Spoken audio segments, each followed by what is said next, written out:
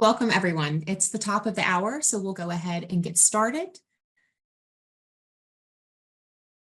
I'm looking forward to sharing with you today information on CDC's Laboratory Leadership Service Fellowship Program, or LLS. I'm Tara Henning. I'm the director of the LLS program. In the webinar today, we're going to walk through an overview of the program and discuss the application process. I'll give a few tips for a competitive application, but you'll also receive a handout after the session with more detailed recommendations on how to prepare your application and where to find additional support. This is going to be sent to the email that you use to register for the webinar. LLS is a 2-year program for PhD scientists in a laboratory-related field. So newly graduated and even soon to graduate PhDs, as well as those with postdoctoral experience, are welcome to apply. The most competitive applicants are those who have an interest in or even a passion for a career in public health. And as we work through the slides this afternoon, I'm going to take a moment to highlight some of our current and past fellows, like here in this slide. This is Dave Lau on the left, and he is a 2017 fellow, and he was working with the novel rabies model as a part of his LLS applied research. Dave is now a team lead with CDC's Coronavirus and Other Respiratory Viruses Division Laboratory Branch. The mission of LLS is to develop a diverse cohort of future public health leaders who demonstrate scientific excellence through leadership, service, and high standards of laboratory quality and safety. This is class of 2018 fellow Brandy Freeman, and she was on a response deployment to the U.S. Virgin Islands Public Health Lab. Brandy is now the Deputy Branch Chief for Laboratories in the Polio and Coronavirus Branch. The training and experiences that LLS provide are based on competencies deemed critical for success as a leader in the public health laboratory workforce. These competencies were developed in collaboration with APHL, the Association for Public Health Laboratories, and they cover the gamut: applied research, lab safety and quality, bioinformatics, lab management, communications. Leadership is a key area of development, and the curriculum is designed to weave leadership experience and training throughout all of the competencies. Fellows then complete core activities of learning, or CALs, throughout their fellowship to build proficiency and skill within each one of those competency domains. Shown here is class of 2022 fellow Roxana Rodriguez Stewart, and she was training partners in Thailand on antifungal susceptibility testing and on doing this on behalf of her host site laboratory. LLS training is largely on the job. It's experiential, it's service-based. On a near daily basis, fellows support the mission objectives of their host labs, whether through applied research contributions, conducting risk assessments, supporting lab ops, or other routine but high performance activities. And they also provide service to the nation's public health needs through the support of CDC initiatives. Only a small portion of LLS fellows training is didactic. We often get questions about where does an LLS fellow work? Our fellows are hosted and trained in either CDC or other jurisdictional public health labs across the United States and its territories. We offer a broad range of training opportunities and experiences regardless of where you are hosted. Featured on this slide are class of 2022 fellows Sergio Rodriguez and Peter Domulin with a collaborating EAS officer, and they're at the Tampa Bureau of Laboratories in Tampa, Florida. Now, Peter, on the right, is assigned as a field fellow to the Tampa lab, and Sergio on the left is a CDC headquarters fellow. Sergio was completing his LIGHT, or LLS Immersive Training Experience, at the Tampa lab. So even as a headquarters fellow, he's still gaining experience and perspective at the state and local level. Peter travels to CDC for training and frequently engages with headquarters-based fellows, CDC scientists, leadership, SMEs, and the LLS program. LLS encourages applicants to be open to both headquarters and field placements. I keep mentioning that service and service learning. These are LLS cornerstones. Fellows provide service to their host site labs and research programs, but this service isn't just limited to bench science. Now, some of you may be looking to LLS for your postdoctoral training. That's great, but it's not designed to provide traditional academic postdoc experience. We're lab scientists, and applied research is a key component of the fellowship, but that applied concept is going to manifest itself in a variety of ways that extend beyond the bench. In LLS, you'll be challenged beyond your comfort zone. I'm going to ask you to push your scientific thinking and your contributions beyond the bench and your usual defined area of expertise. It's a rewarding experience like no other. Fellows learn through service to CDC's mission in partnership with state and local labs on a field deployment and a variety of other unique opportunities that we're going to discuss a little bit more in the next few slides. Shown here is class of 2023 fellow Blake Bertrand, and he's assigned to the Georgia State Public Health Lab. LLS fellows can lead lab aids as a part of their service learning and gain leadership experience. Now, a lab aid can support a jurisdictional public health laboratory's needs or even those of a CDC lab at headquarters, and they provide opportunity for cross-training and collaboration with your LLS colleagues and lab SMEs. Lab aids help facilitate that fellowship experience balance that we keep speaking about, and it allows headquarter fellows to have opportunities to work in the field and vice versa for field fellows to work at headquarters. Our sister program is the Epidemic Intelligence Service, or EIS, and LLS often partners with EIS officers to provide lab support for their epi aids, and EIS officers join lab aids to provide epi or surveillance expertise when needed. Shown here on the far left is class of 2020 fellow Stephen Lavoie. Stephen was leading a lab aid with our partners in the U.S. Virgin Islands Public Health Lab, working on COVID testing workflows. Stephen is now the team lead of the Antimicrobial Resistance Characterization Lab with CDC's Clinical and Environmental Microbiology branch. LLS fellows are a deployable force. Now, you won't spend all of your time in the field or on a response, nor should you expect to, but we are CDC disease detectives, and when the call comes, LLS fellows fully support CDC's emergency response needs. In 2019, the program pivoted fully to support the agency and the nation's response efforts to COVID-19. LLS fellows were among the first to deploy, with some on board the Princess Cruise Liner ship at its docking and at the military base quarantine sites that were repatriating U.S. citizens early in the pandemic.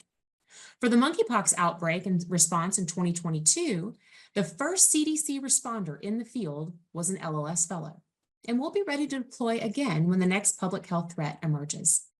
Shown here is class of 2022 fellow Perry Calloway.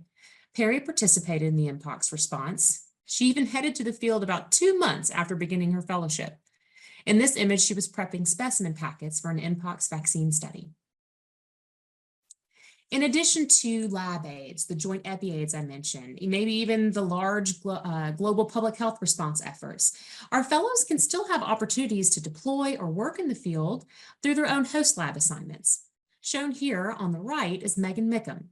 Megan is a class of 2022 fellow, and she was providing lab training for cholera detection in El Salvador. Regardless of how or where they serve, in the field or in their host site, LLS fellows are on the front lines of public health. Megan's going to remain with her site as a unit lead, supporting additional international laboratory capacity building efforts once she finishes up her fellowship. Particularly for field fellows, those fellows who are assigned to a state or local lab, being on the forefront, being on the front line is a common practice. Field fellows routinely interface with their community through studies, programs, or local emergency responses.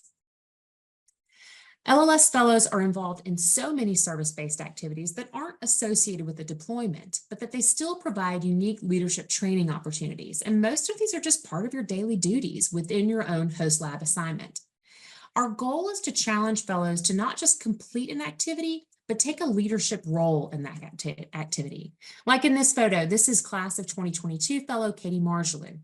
She was leading a lab training at her host site with the Michigan laboratory on a new testing process that she'd implemented. Our fellows and alumni can share more examples of LLS's leadership training opportunities, such as serving as the branch liaison on interagency collaborations with the FDA, consulting on global biosafety guidance with the WHO, or even leading the design and the setup of a new lab in New York City for rapid STD testing. I encourage you to reach out to them or attend our fellowship experience webinar to learn more. Now, we've spent a bit of time discussing these amazing field responses and deployment opportunities. And yes, LLS can provide those types of rewarding opportunities, but the LLS experience doesn't just happen in the field.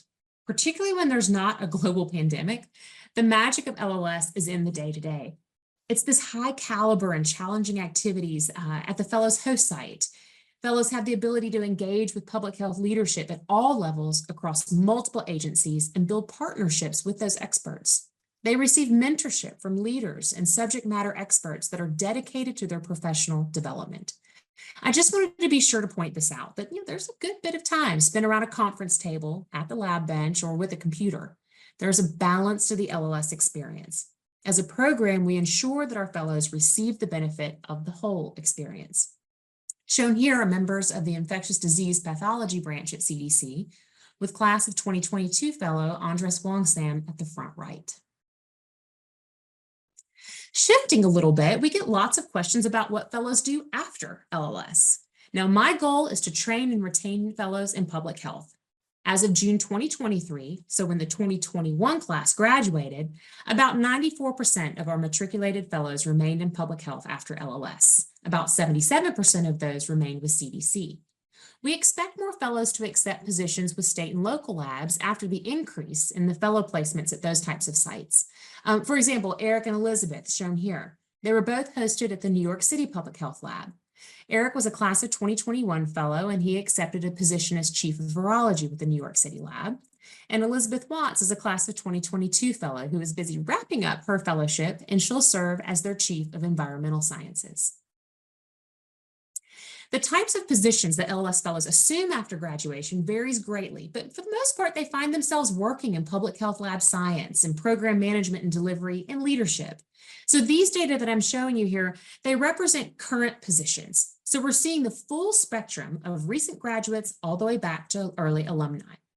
LLS fellows provide, the LLS program provides tailored one-on-one support to the fellows for that post-fellowship job hunt, includes interview, networking, and CV training. Let's go ahead and pivot to discussing the application and the selection process. The first step, submit your application. You're going to do that online. The portal is open now and will close June 3rd, and you can access the portal through the LLS website. So that's cdc.gov/LLS. Your applications are first reviewed for basic eligibility. If you don't meet those requirements, which I'll define in the next couple of slides, your application will be automatically rejected. After eligibility review comes the deeper review and scoring of your application, your education and experience, letters of recommendation, etc. Applicants with high-quality applications advance to the first round of interviews with the LLS program. You should expect to hear by the end of July whether you'd advance to program interviews. These interviews take place the second and third weeks of August. Candidates with high scores from the program interviews will have met all criteria to be among the next class of LLS fellows. You need only match with a host site lab to secure your place in the class. So next comes the match interviews. Fellow candidates are going to be able to review the position descriptions for all available host sites and select the ones that they'd like to interview with. The match interviews take place mid-September through mid-October. After those interviews, fellow candidates will rank their lab preferences, the labs will rate the fellows that they interviewed with, and we use a statistical algorithm to assign final matches. Our class size is budget dependent. At this time, we're looking at about a class size of around 10. So new this year is also a reference check. Between the program and the match interviews, LLS will contact 2 references. You'll provide these references when you submit your application. And so applicants that have an unacceptable reference check wouldn't advance to match. I touched on eligibility. So the entire process begins there. If you're not eligible, your application won't be reviewed. So you'll need a PhD in a laboratory-related discipline. Some public health and health scientist doctoral programs will also meet eligibility requirements if they have a lab research component. We've had applicants with medical and veterinary medicine degrees as well. These doctoral level degrees may also be eligible if your program was research-based. So we just need to review your transcripts and thesis description to determine the eligibility in those cases. Fellows must be U.S. citizens or have a permanent resident status at the time of application. We don't accept international applicants and are unable to support visas. If you're still in graduate school, you're going to need to defend your dissertation before March 31st of the year you enter the program. So for the class of 2025, you must have defended your dissertation by March 31st, 2025, and be able to provide transcripts or a proof of defense letter by this date. At this point, I think it's helpful to address a common applicant question. Since we talked about lab-related disciplines as an eligibility requirement, we often get a question of, well, what if I don't have a microbiology background or a public health background? I want to encourage you to think about public health as more than infectious disease. We'll have a lot of host sites that request candidates with backgrounds besides that usual micro or molecular biology. LLS can be a great fit for a variety of lab training backgrounds. To illustrate this point, here's a rundown of the degree landscape for all 98 matched fellows to date. A large proportion have PhDs in micro, molecular bio, immunology, and even the more general biological sciences. But a substantial number of matched fellows also have degrees like engineering, biomedical training, chemistry, biochemistry.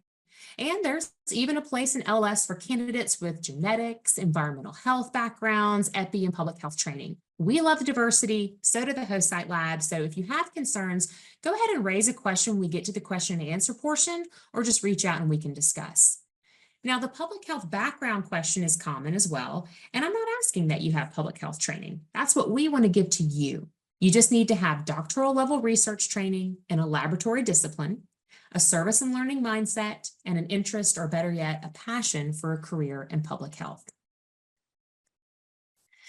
Please do make sure when you're submitting your application that you've uploaded transcripts for all the degrees that you have listed. Electronic transcripts are fine. If you're accepted to the program, you'll have time to get the official ones in for your hiring package. We do accept foreign transcripts. If your transcripts aren't in English, they do need to have an accompanying equivalency report. Now, this isn't an eligibility requirement. It's just part of the application's transcript requirement. Your application can't be reviewed if we don't have the proper transcript documentation. Equivalency reports are also needed for international doctoral programs that don't provide transcripts. A scanned copy of your doctoral degree diploma won't be sufficient. Okay, let's get to the core of your application. Now, you're going to be asked to describe your work and research experience. Use this section to communicate to the reviewers the scope of your research and other work experience that you've had, any particular technical skills or accomplishments gained from that experience. The reviewer should be able to infer from these sections your technical skill and experience, your initiative, ability to manage complex projects. How about your ability to collaborate or your service-oriented mindset, your leadership potential? Don't overlook that volunteer experience. This is an important yet often under-delivered part of the application. The application includes personal statement types of questions that will ask you to share your career goals and what you hope to gain from LLS. You want your responses to communicate your interest in and passion for public health and why LLS is the next logical step in your career. These are personal statement responses. It's okay to show your personality. There are also written responses. So proofreading is going to be your friend. But more importantly, let us know and give us a clear, strong impression for why LLS is the right fit for you. Be sure to give a little bit of wow to your why. 2 letters of recommendation are required for the application. Choose these carefully. They should be from supervisors, senior mentors, committee members, etc., that know you well and have worked with you recently. They shouldn't be from colleagues or someone who worked with you many years ago. A poor recommendation, or one that is not from a suitable source, can hurt your application score. And one of your best resources, and we have some on the call today, is connecting with your LLS community, and it includes fellows and alumni. Reach out to the fellows to learn more about the program, this application interview process. Get their perspective on how LLS could help you achieve your goals. Fellows and alumni are listed on the LLS website. As I mentioned, that some will be available to answer questions when we're done with our information portion.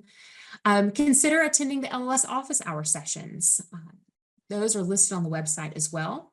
Fellows and program staff will be available to answer your application questions. Now, before we move on, I do want to make sure we can highlight some of the fellows on this slide. We have class of 2019, Nick Weiss on the far left. He was processing samples on a field deployment. We have class of 2019 fellow Oren Meyer there in the yellow suit. He was on a deployment to the Democratic Republic of Congo, prepared to board a UN nations flight. To the right of Oren is class of 2019 fellow Shelby Chastain Potts, seated with her supervisor and her QMS mentor. And on the far right were members of the classes of 2020, 2021, and 2022, getting ready to participate in the EIS conference's prediction run. So lots of opportunities, lots of ways to engage and learn and be a part of the LLS community of practice. So we talked about sort of the elements of your application. I think it would be helpful to put that in context of how your application is going to be scored. It may help to reinforce what we discussed in that last slide. The first is your academic achievement. Your academic records should reflect a consistently high level of achievement. We also will review your other listed trainings and professional development. We'll next review awards, merit-based fellowships, the overall scope of your lab training experience, and that's going to include peer-reviewed publications and presentations. It's best not to include in-preparation publications. As I mentioned before, that volunteer experience is a scored element, and it's important. From this section, the reviewers will make inferences about your initiative, your accountability, the level of responsibility you've taken, and your leadership potential. I'll take note here, this is not a stock image. That's class of 2022 fellow Emily Buda, who is completing her immersive training at the Mississippi Public Health Lab.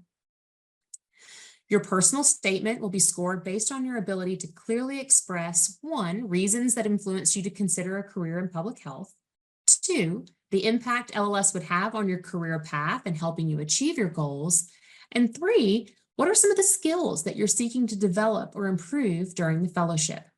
So again, scoring and deductions will be made for grammatical errors, spelling errors, and again, proofreading is going to be your friend there.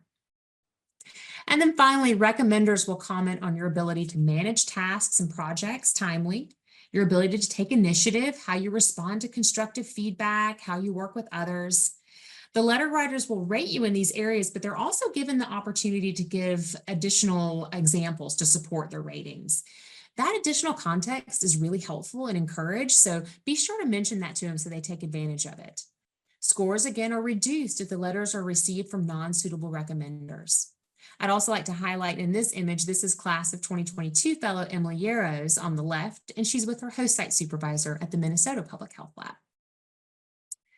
So our fellows and our former applicants will agree that the LLS application and selection process, including all the program and the match interviews, et cetera, it's an intense process. It moves fast. And you can ask Peter Demulin here, and this is a class of 22 fellow. I introduced him earlier. He was out on a mosquito control assignment, also fast-paced, kind of reflects similar to our application process. It helps to have this awareness and just kind of make sure you're in the proper mindset to manage the schedule, be prepared for those next steps. So let's walk through what some of those next steps will look like as we recap what we've discussed here this afternoon. In terms of timeline, be sure your application is submitted by June 3rd. That includes having your letters of recommendation in, and you'll be able to monitor those in the application portal to know if you need to ping some folks with reminders. If you need equivalency reports for your transcripts, those will also need to be uploaded into the portal by June 3rd. High scoring applications will advance to interviews with the LLS program. You'll learn whether you advance to this next stage by the end of July, and as noted here, those program interviews will take place in August in the 2nd and 3rd weeks. LLS will conduct reference checks for fellow candidates that score high enough on their program interviews. As I mentioned earlier, you'll list references in your application, and LLS will consider feedback from 2 of them. Now, unlike your letters of recommendation, your references don't have to be those who've directly supervised your work, but they should be able to speak to your professionalism and your work ethic. Personal friends or colleagues should not be provided as references. Fellow candidates with high program interview scores and acceptable references will be notified in September about advancement to LLS match. And this is a conditional acceptance into the LLS class if you successfully match with the host site. As I mentioned before the match interviews, you'll get to review the various position descriptions, choose the labs you'd like to interview with, and then you'll be able to rank order your preferences. They will be able to rate their interview with you, and then we'll apply a statistical algorithm to the match. Now, that host lab's position description book can be extensive depending on the year. You're going to want to plan to dedicate substantial time to review those positions, considering their location, associated living expenses, if you have a family or spouse. These are all things you're going to want to give a little bit of time and attention to. Don't neglect the effort that this should take and plan accordingly. Fellows can choose up to 10 host sites to interview with in the match, and this is where that intensity picks up. It's a lot to manage. the interviews, the schedules, the impressions. These are big decisions. You're going to want to be on your A game for such an extended period of time. I recommend that you speak with current and former fellows on how best to prepare for match. Do your homework, come prepared, and remember, it's just as much an interview for them as it is for you. I alluded to this a little bit earlier, but after the match interviews, you'll rank order your preferences. The labs will rate fellows based on their suitability for the various lab projects or the training opportunities, the culture of that lab. And we use a statistical algorithm to match fellows based on those submitted rankings and ratings. Now, we would love for everyone to be matched with their first or second choice, but this often isn't logistically or mathematically possible. The algorithm doesn't function at the individual level, but it rather looks at the overall match quality of the cohort. So it's possible to be matched with any ranked laboratory. We strongly encourage fellows not to rank a lab that they don't have any interest in working with. The final match class will be notified by the end of November. Any unmatched fellows are placed on a waiting list, and we have often pulled from this waiting list. Regardless of whether you're assigned to a field or a headquarters lab, LLS fellows are CDC employees who have unparalleled training and career opportunities. LLS is a unique experience. Our fellows are supervised and mentored by scientists who are experts in their field, and no other fellowship provides this level of comprehensive curriculum and intensive training with tailored professional development and one-on-one program support. You can make a difference for yourself, for your career, for your training, all while making a difference in public health. And this is class of 2018 fellow Ash Wadwa, and he was presenting at the 2019 EAS conference. Ash is now a team lead with CDC's Enteric Disease Laboratory branch. We'll close by showing our class of 2022, which was our largest class to date, and they were here at the summer course orientation in Atlanta. And that's the first time when the classes come together. I hope to see you in Atlanta in July of 2025. Applications are due June 3rd. Again, I hope you'll look at the website for the next offering of our office hours. We'll have those for both applications and interviews. And with that, I think we'll close this up and open up the call for questions.